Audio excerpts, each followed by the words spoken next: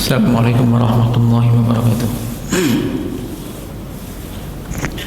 Alhamdulillahi hamdan katsiran tayyiban mubarakan fi kama yuhibbu rabbuna wa yarda. Asyhadu an la ilaha illallah wa la syarika lah wa asyhadu anna Muhammadan abduhu wa rasuluh sallallahu alaihi wa ala alihi wa sahbihi ajma'in. Allahumma inna nas'aluka ilman nafi'a wa amalan mutaqabbala wa rizqan thayyiba. Alhamdulillah jemaah sekalian yang dirahmati Allah Subhanahu wa taala, kita akan melanjutkan membaca yang kitab Ensiklopedia Adab dan masih terkait dengan adabul jiwar, yakni adab bertetangga.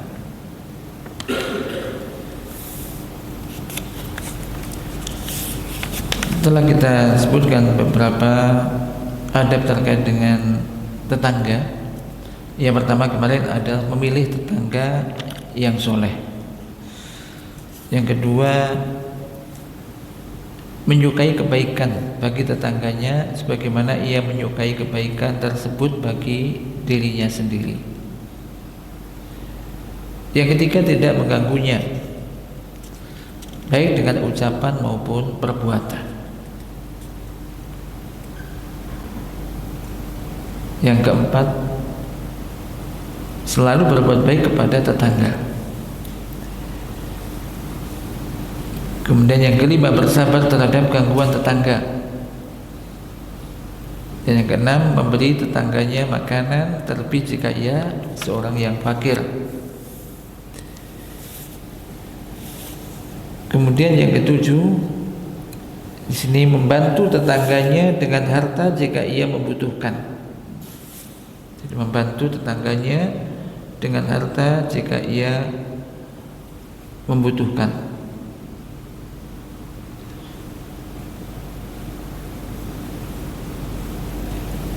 Selayaknya seorang muslim ini senantiasa memperhatikan keadaan tetangganya. Jika tetangganya membutuhkan, hendaklah ia memberikan bantuan harta kepadanya meskipun ia tidak meminta. Ini merupakan hak seorang muslim atas saudaranya, dan sesungguhnya hak tetangga itu lebih besar daripada yang lainnya. Kemudian juga yang kedelapan adalah turut merasakan kegembiraan dan kesedihan tetangganya. Jadi apabila tetangganya mendapat suatu kegembiraan, kesenangan, hendaknya ia mendatanginya dan berbagi kegembiraan dengannya, selama di dalamnya tidak terdapat kemaksiatan. Sementara jika tetangganya tertimpa suatu musibah, hendaknya ia mengunjunginya, turut merasakan kesedihannya, menyampaikan kepadanya kata-kata yang baik, serta berusaha untuk meringankan bebannya. Dan ini merupakan hak seorang muslim atas muslim yang lainnya. Dan dalam hal ini hak tetangga lebih utama daripada yang lainnya.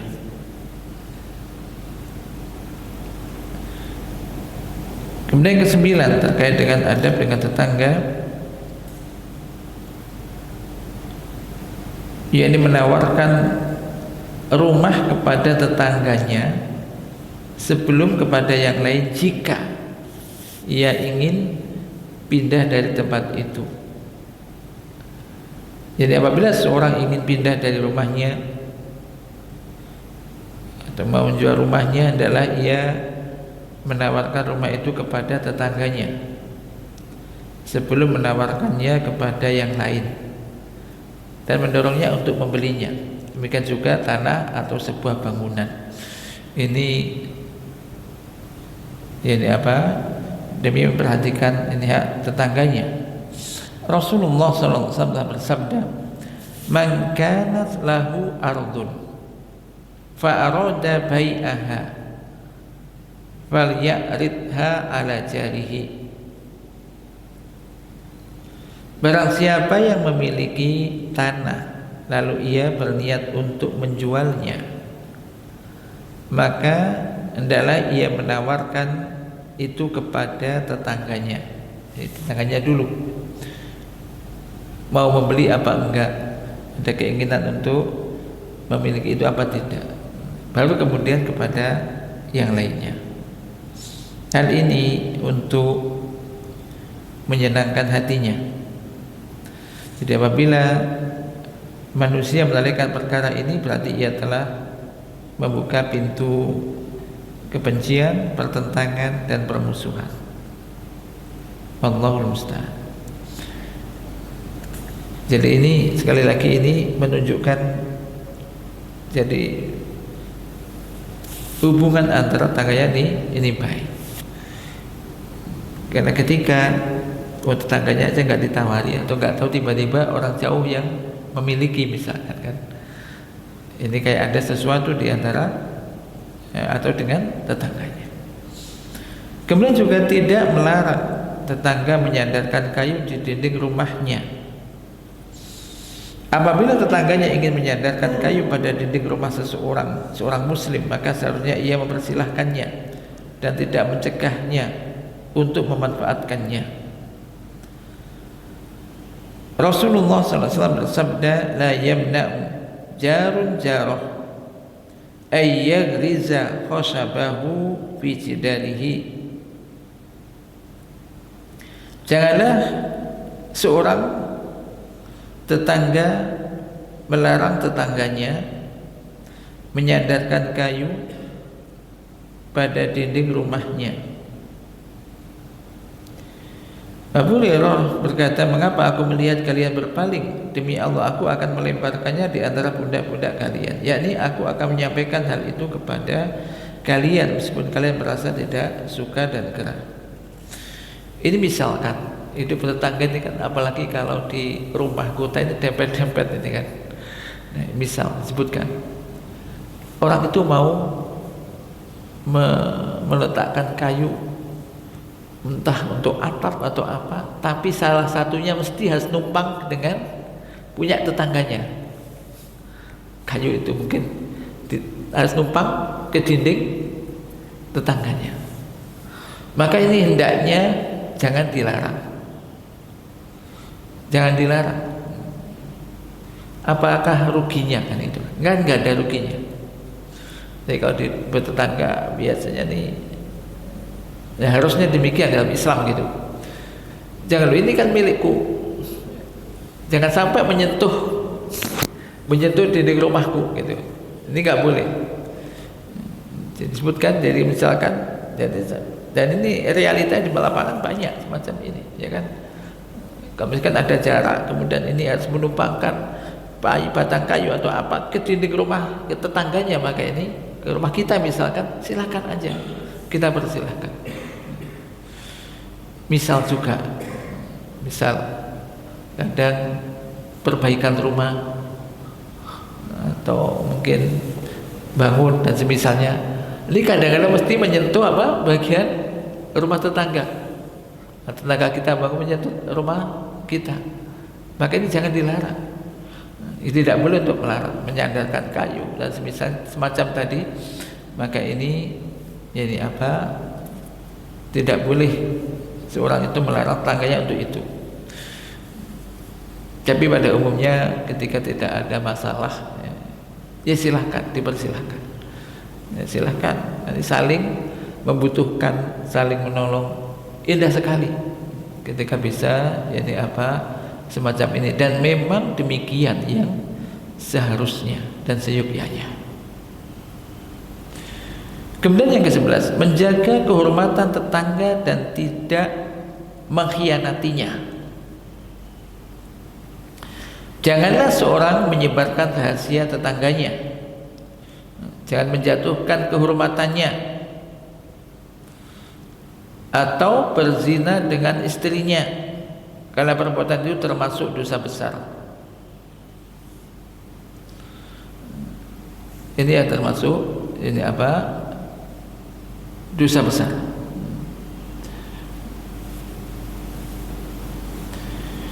Ketika Rasulullah sallallahu alaihi wasallam ditanya tentang dosa apa yang paling besar, maka beliau menjawab,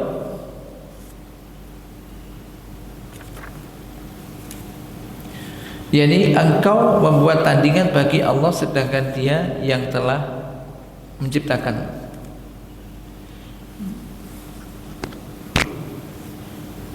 Nah, terkait dengan ini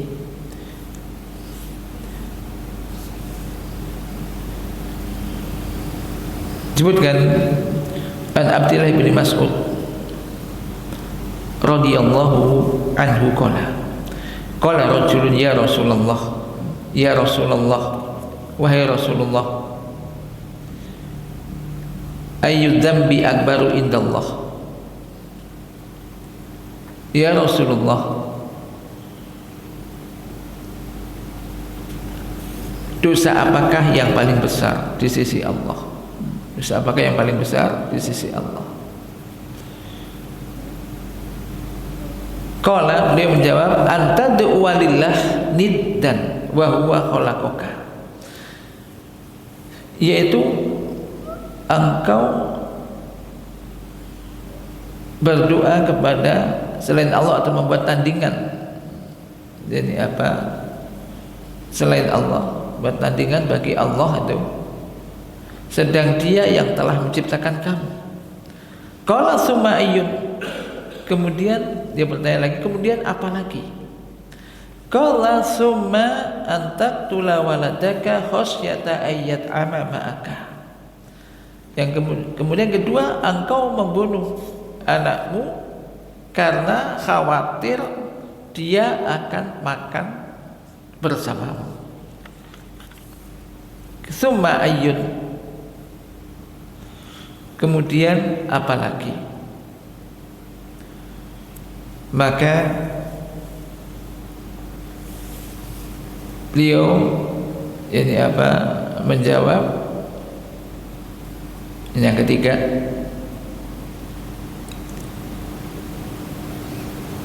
summa antuzaniya bi halilati jarika.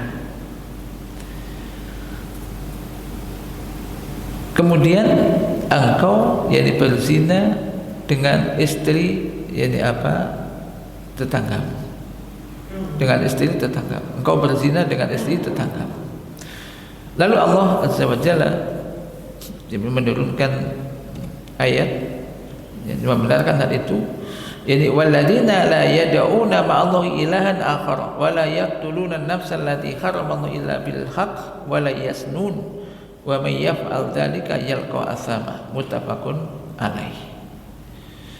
Dan orang-orang yang tidak berdoa kepada sembahan selain Allah di samping kepada Allah, wala yaqtuluna nafsa, dan mereka tidak membunuh jiwa yang diharamkan oleh Allah untuk dibunuh kecuali dengan cara yang benar dan tidak berzina. Barang siapa melakukan hal itu, yalqa athama, maka ia telah mendapatkan dosa yang besar.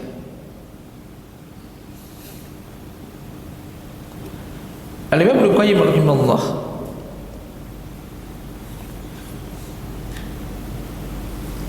beliau mengatakan,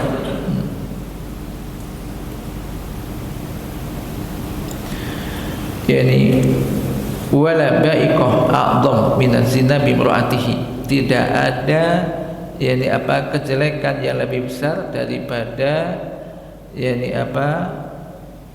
orang itu berzina dengan istri tetangganya. Disebutkan zina dengan 100 wanita yang tidak punya suami, aisaru indallah minaz zina bi imra'atil jar. Itu lebih gampang, lebih mudah, lebih gampang di sisi Allah daripada berzina dengan seorang wanita istri tetangga. Fa in kana al-jaru akhun lahu aw qariban min aqaribihi indama ila dzalika qati'atur rahim. Lalu apabila tetangga itu adalah saudaranya, tetangga itu saudaranya atau masih kerabatnya, maka bertambah lagi di situ yaitu dosanya berupa qati'atul rahim, memutuskan tali silaturahim. Fayatadza'afu al-ism, maka dosanya lebih-lebih lagi. Dosanya lebih-lebih lagi. Demikian juga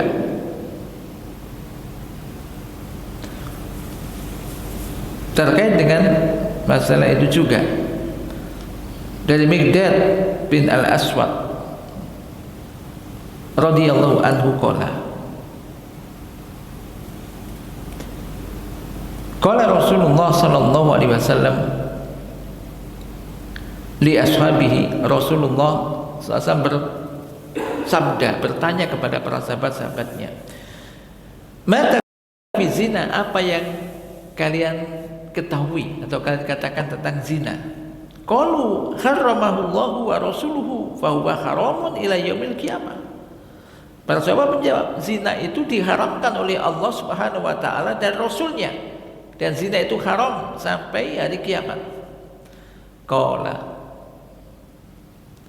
faqala Rasulullah sallallahu alaihi wasallam li ashabihi, maka ia mengatakan, lalu Rasulullah SAW pun bersabda, mengatakan pada para sahabatnya, la ayyasniyar rajulu bi asrati niswatin aisaru alaihi min ayyasniya bimraati jarihi.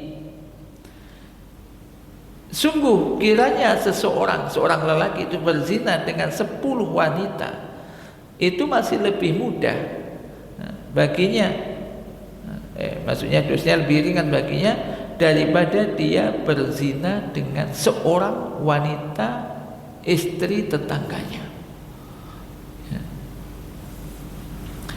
Qala faqala ma taquluna fi syariqah. Ia mengatakan, Nabi bertanya lagi, apa yang kalian katakan tentang mencuri? Kayak apa perbuatan mencuri itu? Qalu, para sahabat menjawab, harramahallah wa rasuluhu fa hiya haram. Mencuri itu diharamkan oleh Allah dan Rasulnya, dan ia adalah haram. Qala, Nabi mengatakan, la ayyasriqar rajulu min asrati abyatin aisaru alaihi min ayyasriqa min jarihi, rawahu Ahmad. Mencuri itu haram, enggak boleh. Nabi mengatakan, sungguh kiranya seorang lelaki itu mencuri dari 10 rumah, itu masih aisaru alaihi, lebih mudah baginya, ini apa hukumannya gitu, daripada dia harus mencuri yakni dari tetangganya. Dari tetangga, bukan berarti ini boleh mencuri, tidak boleh. Mencuri tidak boleh. Dari orang mencuri dari 10 orang yang jauh, bukan tetangganya, itu lebih mudah, dari maksudnya lebih gampang ini ya baginya, ini apa nilai dosanya lah, daripada mencuri tetangganya, dari tetangganya. Ini rawahu Ahmad, hadis riwayat Imam Ahmad.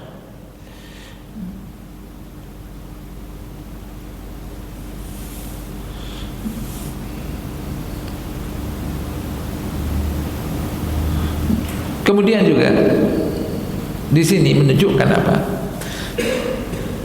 Jadi Nabi SAW bertanya kepada mereka tentang zina, padahal mereka tahu zina itu haram dan bahayanya. Dari sini untuk apa? Untuk menegaskan bahwasanya perkara ini sangat buruk dan sangat bahaya. Tadi para sahabat menjawab, itu diharamkan oleh Allah dan Rasulnya, itu haram sampai hari kiamat. Dan Nabi menekankan di sini itu memang haram, tapi kalau seorang berzina dengan 10 wanita itu lebih mudah baginya daripada ya dia harus berzina dengan istri tetangganya, karena tetangga memiliki kehormatan, memiliki hak yang ini apa ditekankan, yang Allah Ta'ala ini jadikan, itu ada di dalam kitabnya.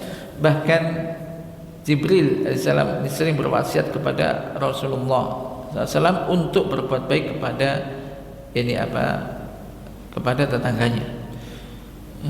Demikian juga termasuk dari situ, yaitu hendaknya tetangga ia menjaga diri dari kehormatan dan hartanya sehingga tetangganya merasa aman darinya. Jadi bagaimana berupaya tetangga ini merasa aman dari gangguannya. Rasulullah sallallahu alaihi wasallam telah bersabda, wallahi la yu'min salasan alladzi la ya'manu jaruhu bawa'iqahu. Sebutkan sini, jadi wallahi la yu'minu, wallahi la yu'minu, wallahi la yu'minu, demi Allah tidaklah beriman, demi Allah tidaklah beriman, demi Allah tidaklah beriman. Ini diucapkan ini sampai 3 kali. Kemudian sampai ditanya, waman ya Rasulullah, siapa itu ya Rasulullah? Tidak beriman, tidak beriman, tidak beriman. Siapa itu? Sampai disebutkan 3 kali. Demi Allah tidaklah beriman, tidaklah beriman. Yaitu qala alladzi la ya'manu jaruhu bawa'iqahu, rawal Bukhari. Yaitu orang yang tetangganya tidak pernah merasa aman dari gangguannya, dari kejahatannya. Tetangganya nggak pernah merasakan aman dari gangguannya atau dari kejahatannya. Ini dikatakan tidaklah beriman. Demikian juga di hadis yang lain menguatkan ini dari Abu Hurairah radhiyallahu anhu, anna Rasulullah sallallahu alaihi wasallam, bahwasanya Rasulullah sallallahu alaihi wasallam telah bersabda, la yadkhulul jannata man la ya'manu jaruhu bawa'iqahu, rawahu Muslim. Tidak akan masuk ke dalam surga orang yang tetangganya tidak pernah merasa aman, tidak merasa aman dari gangguannya.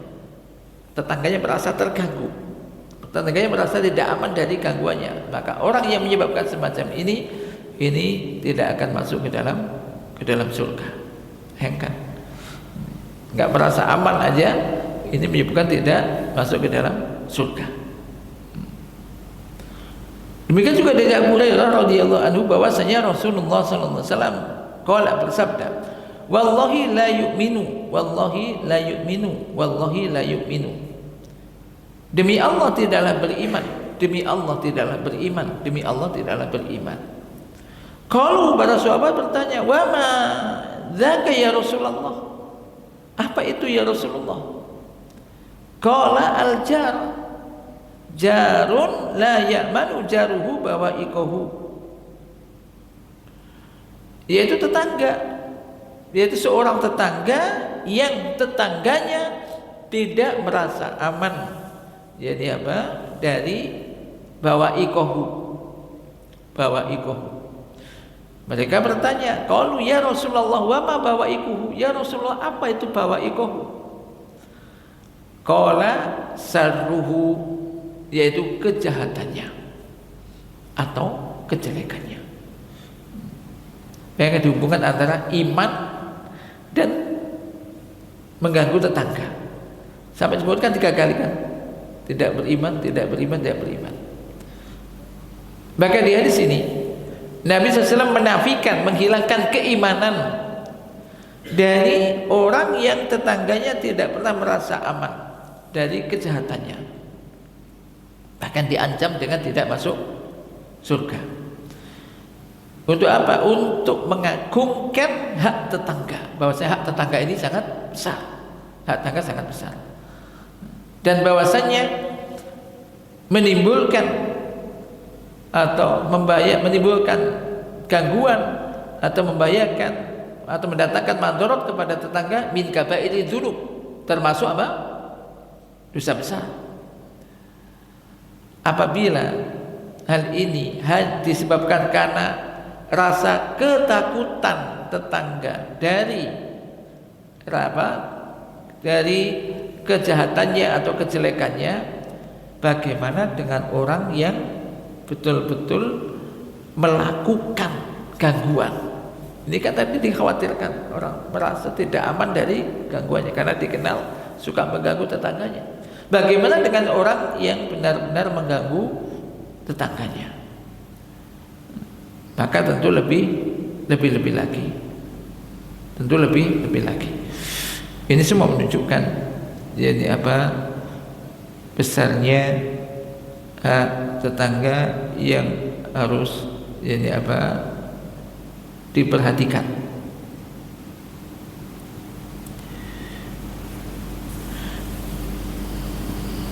Maka fal aslu fil jar, jadi hukum asal berkaitan dengan tetangga muslim, yaitu hendaknya tetangganya ini merasa aman darinya, tentram, nyaman dari sisinya, baik terhadap kehormatannya, hartanya, ini merasa nyaman. Hukum asalnya, hukum asal terhadap tetangga adalah hendaknya tetangga ini sekali lagi ini merasa aman, memiliki keamanan dan nyaman bersama tetangganya. Karena tetangga inilah yang mengetahui keadaan tetangganya, keluar masuknya, kemudian juga hari-hari tahu, sehingga ketika mau melakukan hal yang tidak baik semacam itu kan lebih mudah, karena dia mengetahui keluar masuk dia ke dalam rumahnya bagi tetangga yang dekat.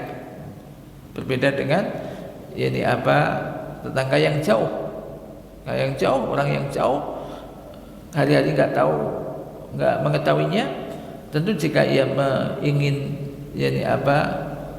misalkan mencuri dari rumah atau mengganggu kehormatannya, maka ini butuh waktu untuk melihat keadaan itu. Beda dengan tetangga. Maka tadi disebutkan mengganggu atau mencuri dari tetangga atau termasuk mengganggu istri tetangga, maka ini dosanya jauh lebih besar.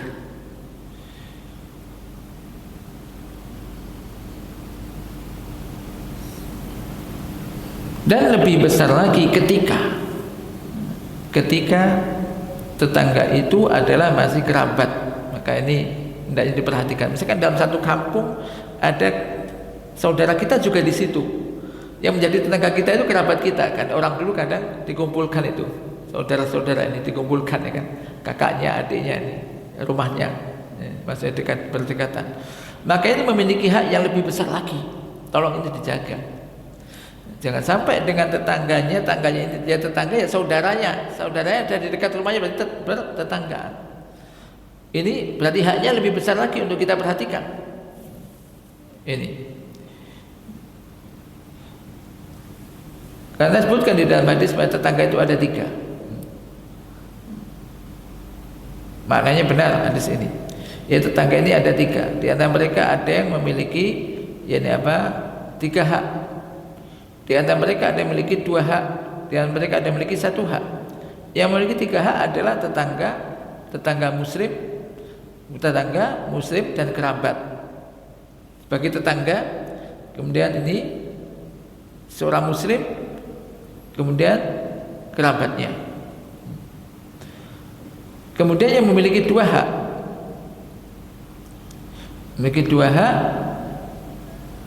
yaitu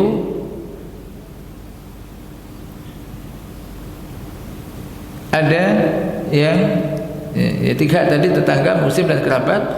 Lahu hakul jar, ia memiliki hak sebagai tetangga, hak sebagai hak Islam dan hak kerabat.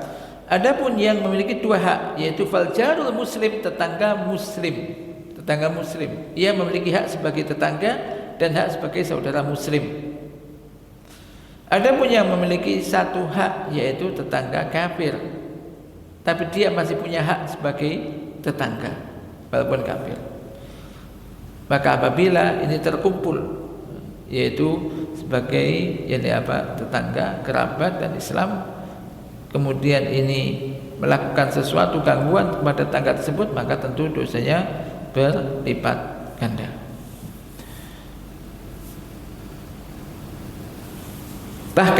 syariat Islam, syariat kita ini berwasiat untuk memperhatikan tetangga, walaupun itu orang kafir. Bagaimana kalau orang itu muslim dan kerabat? Perhatikan dari Mujahid. Bahwasanya Abdullah bin Amr radhiyallahu anhuma ini dubihat lahu syatun fi ahlihi, menyembelih seekor kambing di keluarganya. Maka tatkala ia datang, ia mengatakan, ahdaitum li jarina al-yahudi, apakah kamu telah memberikan hadiah kepada tetangga kita yang Yahudi itu? Ini tetangga tapi Yahudi, berarti bukan muslim. Dia sudah diberi hadiah apa belum? Sudah diberi daging kambing itu apa belum? Ahdaitum li jarina Yahudi, ditanya lagi, apakah kamu telah memberikan hadiah ini kepada tetangga Yahudi itu? Sami'tu Rasulullah SAW yaqul, aku mendengar Rasulullah SAW bersabda, mazala Jibrilu yusini bil jar hatta donantu annahu sayuwarisuhu, rawahu Tirmidzi. Karena aku mendengar Rasulullah SAW bersabda, Jibril senantiasa memberikan wasiat kepadaku untuk berbuat baik kepada tetangga, sampai aku mengira Jibril akan menjadikan tetangga ini mendapatkan warisan, rawahu Tirmidzi. Dan berbuat baik termasuk kepada tetangga walaupun kafir, ini adalah termasuk yang mengamalkan firman Allah Ta'ala, la yanhakumullahu 'anil ladina lam yuqatilukum fid din wa lam yukhrijukum min diyarikum an tabarruhum wa tuqsitu ilaihim innallaha yuhibbul muqsitin. Allah tidak melarang kalian terhadap orang-orang yang tidak memerangi kalian di dalam agama, tidak mengusir kalian dari rumah kalian. Allah tidak melarang kalian untuk berbuat baik kepada mereka dan berbuat adil kepada mereka. Sesungguhnya Allah itu mencintai orang-orang yang berbuat adil. Maka bermuamalah dengan mereka, tetangga walaupun kafir, dengan baik, memberikan hadiah kepada mereka. Ini termasuk ta'liful qulub bagi mereka, dan bisa jadi barangkali dengan itu Allah Subhanahu wa taala akan memberikan hidayah kepada mereka karena sebab hal itu, sehingga mereka tertarik dengan Islam dan masuk Islam. Ini pun sangat mungkin.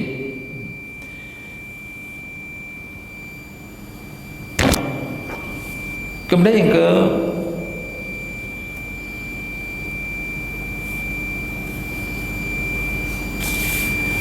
yang ke-12, menunaikan seluruh hak muslim atas muslim yang lainnya. Jadi sesungguhnya tetangga lebih besar haknya, maka hendaknya seseorang berbuat baik kepada tetangganya dari segala sisi. Tadi menjenguknya apabila ia sakit, mengucapkan tasmid apabila ia bersin, memberi nasihat kepadanya terhadap perkara yang ia pandang baik, mendatangi undangannya, menjaga keluarga dan anak-anaknya di saat ia bepergian dan setelah kematiannya, mengiringkan jenazahnya ketika ia meninggal, mendoakannya, menuntun tangannya kepada kebaikan dan lain sebagainya. Terkait dengan adab-adab yang telah disebutkan, terkait dengan adab-adab ukhuwah fillah, persaudaraan sama muslim, maka tetangga itu lebih berhak untuk itu. Kalau kita bisa atau dianjurkan berbuat kepada tetangga kepada seorang muslim yang jauh, maka kepada tetangga harus lebih baik. Yang ke-13, menasihati tetangga, menyeru kepada yang ma'ruf dan mencegah dari perbuatan mungkar. Nah, kadang-kala seorang melihat tetangganya melakukan perbuatan yang mungkar, meninggalkan amal ketaatan atau yang lainnya, maka ia wajib menasihatinya, mengajaknya kepada perkara yang baik, mencegahnya dari perkara yang mungkar. Karena dalam hal ini hak tetangga lebih besar daripada yang lainnya. Banyak di antara manusia menyaksikan tetangganya melakukan maksiat atau kemungkaran, namun ia tidak mencegahnya dan tidak menyerunya kepada perkara yang ma'ruf. maka ini merupakan bentuk pengkhianatan terhadap tetangga dan melalaikan haknya. Kemudian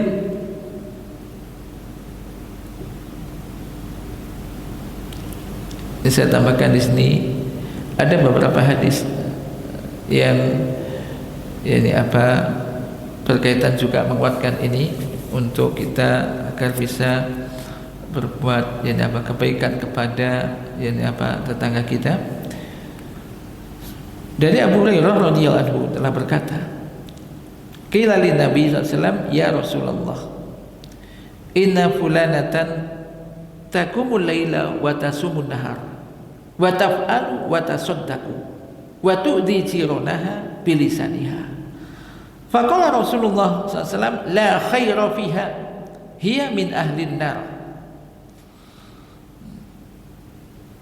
Ya, dari Abu Hurairah radhiyallahu anhu telah berkata, disampaikanlah kepada Nabi sallallahu alaihi wasallam, wahai Rasulullah, sesungguhnya si fulanah itu dia itu melakukan sholat malam, melakukan puasa di waktu siang hari, sholat malam, sholat sunnah ya, puasa sunnah di siang hari. Wa taf'alu, dia melakukan ini dan itu dan bersedekah.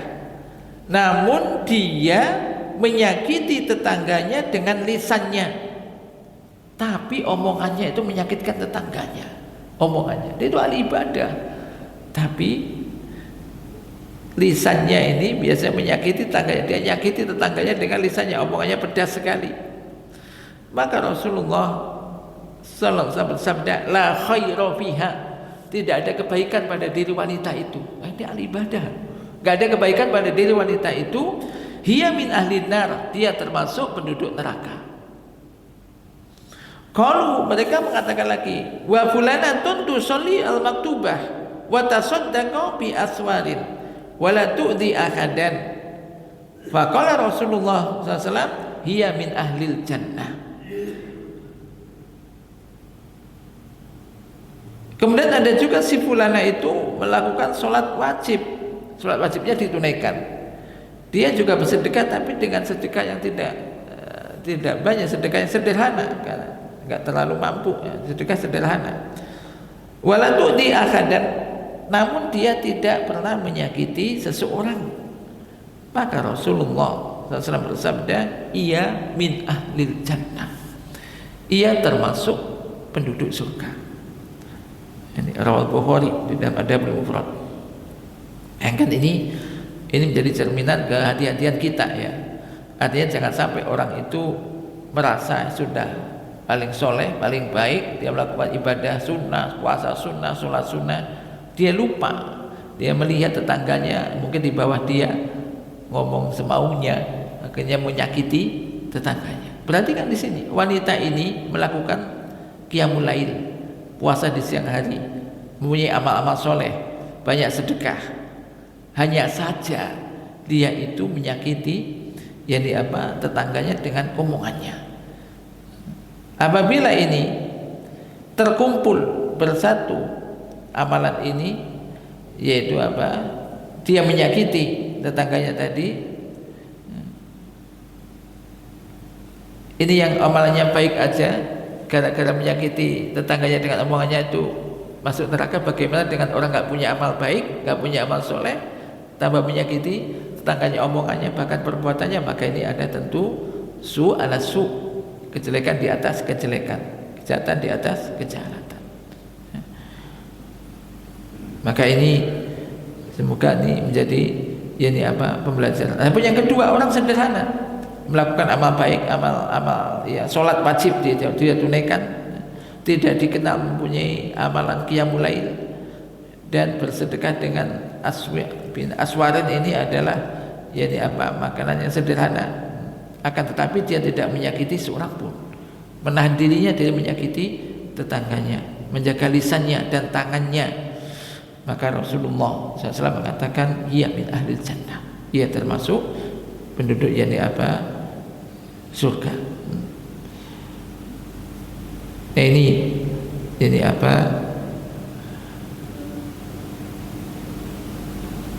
Ini hal yang penting.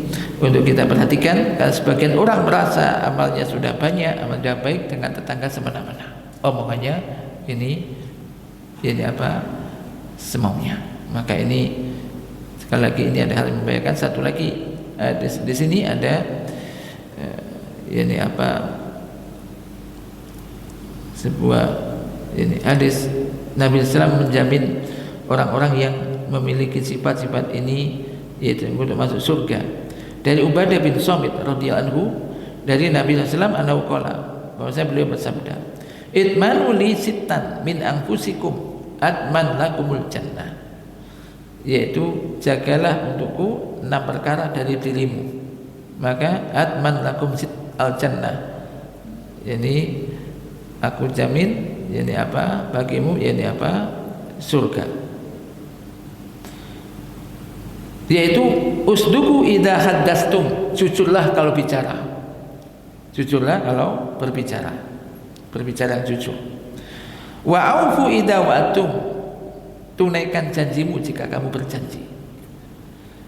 Wa antu idza utumintum, tunaikan amanah jika kamu mendapat amanah. Kata yang jujur, menepati janji, kemudian menunaikan amanah.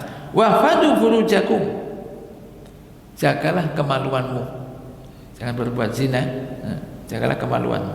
Wa hudu absarakum, tundukkan pandanganmu. Wa kufu aidiakum, ay an ida'in nas, dan tahan tanganmu dari menyakiti manusia. Dan tetangga ini mimbabi aula, tetangga ini mimbabi aula, tetangga ini lebih-lebih lagi untuk ini apa diperhatikan. Ini beberapa hal ini apa terkait ini dengan tetangga. Intinya kita sangat ditekankan oleh agama kita, oleh Allah dan Rasulnya untuk berbuat baik kepada tetangga kita.